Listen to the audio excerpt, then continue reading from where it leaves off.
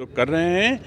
और इसी उद्देश्य से आज इस उन्नयन गोष्ठी का कार्यक्रम हुआ है। उद्यान विभाग के लगभग 50 वर्ष पूरे हुए हैं और 50 वर्ष में पहली बार औद्यानिक उन्नयन गोष्ठी का आयोजन गोरखपुर में आज़ादी के बाद से पहली बार हो रहा है।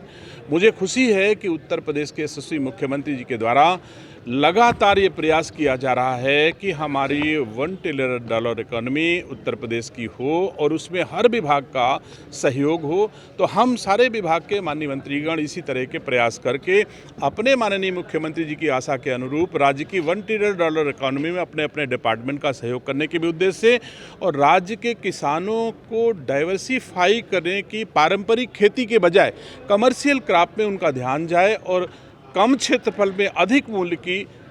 उपज वो ले सकें। इसके साथ ही हमारा ध्यान है कि गोरखपुर को मैंने चयन किया है रूफ टॉप खेती के लिए।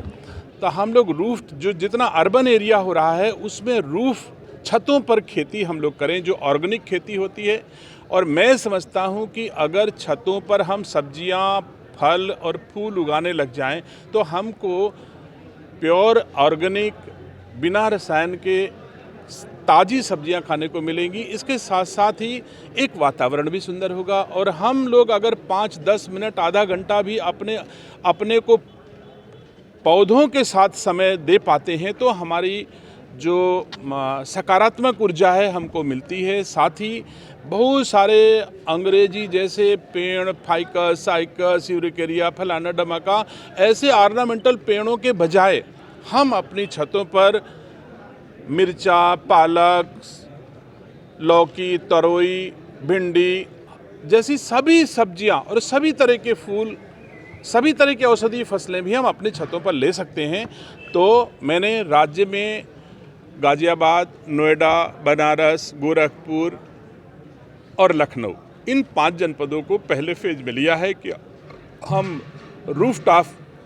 खेती को लोगों के बीच ले जाएंगे। और मैं उम्मीद करता हूं कि आज की तारीख में हमारे राज्य में 90% खेती पर कृषि होती है